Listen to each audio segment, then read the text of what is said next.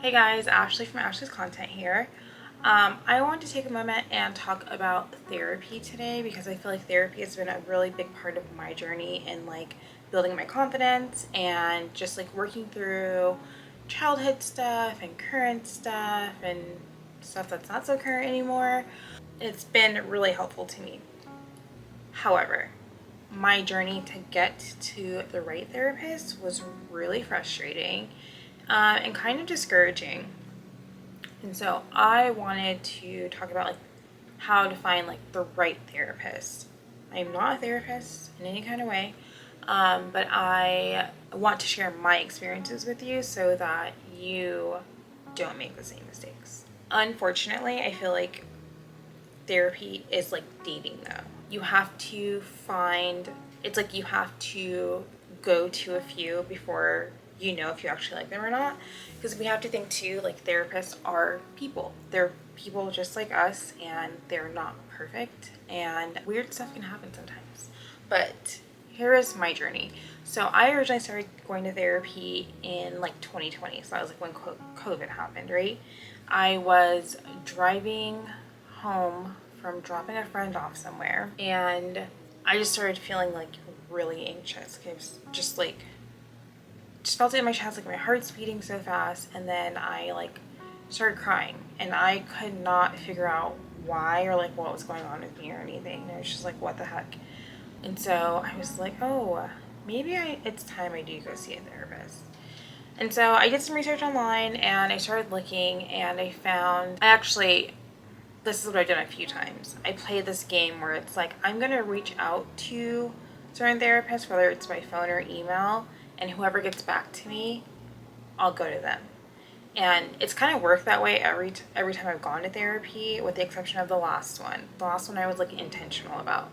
But I reached out to this company and they had a new therapist that was still in the process of maybe getting her license or something like that. And so her rates were cheaper. And since, it was COVID time and I didn't really have any money, I was like, okay, let's go with that option. It was my first therapist. So I really didn't know what to expect or anything. So I go to this therapist and I like her. I think my thing is I love when I love when I feel like women have their shit together. And I will only go to a female therapist, by the way. But anyway, I just felt like it was a good vibe for her. She knew what she was doing. She seemed really cool. And I remember telling my friends I would be friends with her outside of therapy if that were ever a thing. I really liked her. However, we had a few sessions and then I feel like I started kind of opening up a little bit more. And then it would be okay, we'll pick this back up at the next session. And then we didn't. And one thing about me, sometimes, if I'm not ready to talk about something, I won't talk about it. And so if it was something that I was, not really ready to talk about, and she didn't bring it up when she said she would, I'm not going to bring it up because I didn't want to talk about it. And so that happened quite a few times. And then she branched off on her own, and she decided that she wanted to be a life coach. And so that was more of what she wanted to do, which was fine, obviously. But that wasn't really what I needed at the time. Again, it was my first therapist and I wasn't really sure how that would go, but I decided to stick with her. And because I could afford her. So she moved out on her own or whatever, I started going to her, and then it got kind of flaky. She got kind of flaky. She started rescheduling appointments a lot, which was fine because I feel the days that it happened, I really didn't want to go to therapy anyway. But then I was this isn't really beneficial to me either, And so I continued to make more sessions with her and just see what happened. And then there was our last session where we were supposed to meet and she rescheduled. I said, okay, fine. And then the reschedule was supposed to be an online meeting and she didn't show. And so I sent her a message, a text or something, and I was like, hey, are we still meeting? And she completely forgot. And that's when I was like, I'm done. I can't do this because it's a waste of my time. And I guess maybe not hers because she didn't care. But I don't know. So I feel a little jaded by that situation. And then with that therapist too, I realized like later on that like I originally went to therapy because I was trying to figure out like where this anxiety was coming from and like what was going on, and I wanted to like dive deeper into like childhood stuff and talk about that. But she, again, life coach mindset, she didn't want to dig too deep into things, and her thing was, let's see, so she didn't want to dig too deep into things, but she really wanted to help me like start a business and grow a business, which was great because I also wanted to do that at the time too. However, she, I think, had like this like fantasy life for me. So it was like, why don't you, start doing this, start doing that. You can go to like this like farmer's market and sell your stuff there, and you can go to this farmer's market and sell your stuff there. And while you're doing that, why don't you start dating? Start dating. And I was like, dating? Dating, I think at the time dating was like kind of always on my mind, but it wasn't a thing that I was like felt like I needed to do at the time. Like I was like chronically single for like a long time. But her being my therapist and life coach, I'm like, okay, why not? I'll try it, right? I shouldn't have done it. I shouldn't have done it. And I didn't realize that like I shouldn't have listened to her. But again, first therapist, whatever, and I'm like, yes, I should be following her advice. It wasn't good for me. And so that was my first therapist. That was the first one. And if you have any of these experiences, like try to avoid that. Lesson learned for me. My second therapist. Who's my second therapist?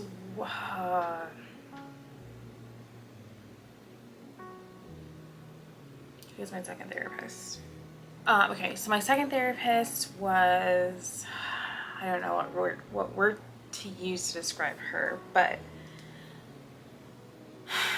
she was definitely a little more intense than my first therapist was.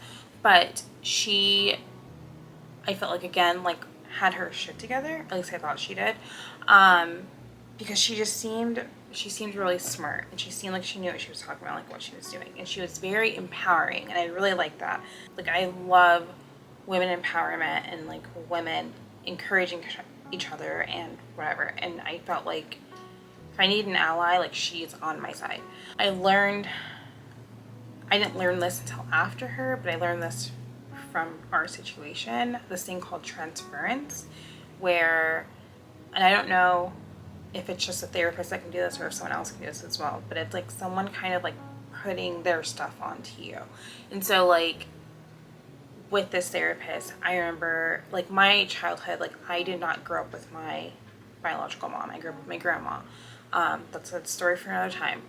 But I remember telling my therapist that, and mind you, that to me has always just been my life. Like it's been like a normal thing. Like it's not something that's like unheard of, right? And I remember telling her that like I was raised with my grandma, and she's like, well, is there something wrong with your mother? And I'm like, what do you mean? She's like, well, does she have like any kind of mental issues or something? And I'm like, no. And she's like, well, what kind of mother wouldn't want to take care of their child? Like, obvious, like she has to have something wrong with her. And I was just like, what? Like, it was really interesting and really weird. And I am like an understanding person. I used to be. And so I'm like, okay, I get where she's coming from. Like maybe she's never been with people or been around people who haven't been raised by their grandparents. It's normal where I come from. Like, I don't know. It was just a weird thing. And like, I felt kind of like bad about it. And she was like so harsh about that whole thing. And I was just like, what the heck? And so I kept going to sessions with her. And then later, like, come to find out her mom had some like mental health issues, she told me. And she was kind of projecting that onto me and my situation, when they like aren't the same. So it was really interesting, and yeah, it was just kind of a turn off, so I stopped going to her. And then we get to my third therapist. My third therapist, I went into therapy like, okay, I am going to open up to this one. I'm gonna really just like put it out there and like just see like if she can help me or whatever. And she was a good therapist at first. Like, our first few sessions were fine, and then we had like a few incidents where she was like, she was a single mom. She was a single mom, but she like shared custody. Does that make you a single mom? I don't know. And so she would be like, we were doing sessions online, and she would be texting during the sessions, and I'm like, again, being an understanding person, I'm like, oh, she's probably texting her kids or something. Like, I don't know. It's so awkward. But I remember having this moment where I like opened up to her about something, like something deep, and she's texting, and then her response was just like, oh, okay, but blah blah blah blah whatever. And I was just like, oh, like, you're not listening to me. And then she also had this thing that she would do where we're talking about like, this therapist is the one who diagnosed me with depression and anxiety, and I'm happy she did, because it was true. Like, she brought it to my attention, but she made me realize that like everything that I like loved doing, I had stopped doing. Like, I even stopped like putting makeup on before work or like going out or anything. Like, I didn't wear makeup for like a good like, I don't know, year or so. And I used to enjoy getting ready in the mornings. Like, I used to love putting makeup on and just like feeling pretty and like girly. But this therapist made me realize that like I wasn't doing that. Like, I wasn't working out. I wasn't doing any of the stuff that I normally did to like make myself happy. So I'm grateful for her in that aspect. However, the texting really bothered me, and then she did like this, it's almost like she had like this like script that she was sticking to, that like she told every client. So like with the depression, I remember like the first time it came up for us, she said like, you know, a lot of signs that like someone is depressed is like that they're not showering, or like they're not like cleaning their room, or naming these things, right? And I was like, well, I've never really like enjoyed cleaning my room. Like, my clothes can be everywhere sometimes. I've grown since then. They're not so much anymore. But the like showering, like I still showered every day. And I would think like, okay, she's not near me. She can't smell me. She doesn't know that I don't shower, that, or like if I'm showering or not. It's like, that's weird to like bring up. But again, she's just giving examples. So I'm like, okay, fine. But then like every session after that, she kept giving examples. The same examples. You know, when I have depressed clients, they don't pick up their clothes, like they don't clean their room, they don't shower. And I'm like, okay, yeah, like you said that last time. And then it happened again, and I was just like, why does she keep saying this? Like, and I wasn't like ever in an area where there was like a lot of stuff or anything, so it's like she knew that like my room was dirty or anything. I was very mindful of that. But it was kind of just like a like, here's a diagnosis, here are some symptoms, or like here's some symptoms, here's a diagnosis, and like that's it. Like, that's it. I don't know. And then I'm trying to think what else, because that is basically it for her, I guess. Here's a some symptoms. Oh, and then again, like I also just tried like opening up to her, and like there were times like it wasn't like received well, and then yeah, I just felt like I couldn't like really like get there with her. And so I was like, I'm done with therapy. Like, I'm done. I can't do this anymore. And then I started thinking like, maybe talk therapy just like isn't working for me. Like, maybe I need to figure something else out, because this isn't helping. And so I started hearing a lot about EMDR. And with EMDR, I had a few friends that had done it, and I heard really good things.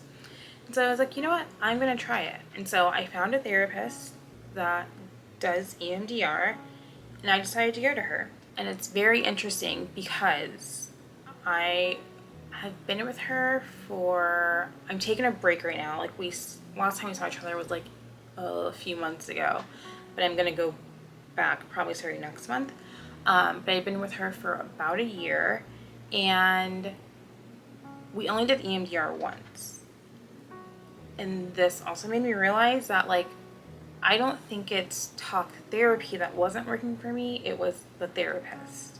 Because with my current therapist, we were able to talk about things and things made sense to me. Like, things were clicking, and like I feel like I was like making progress just talking with her.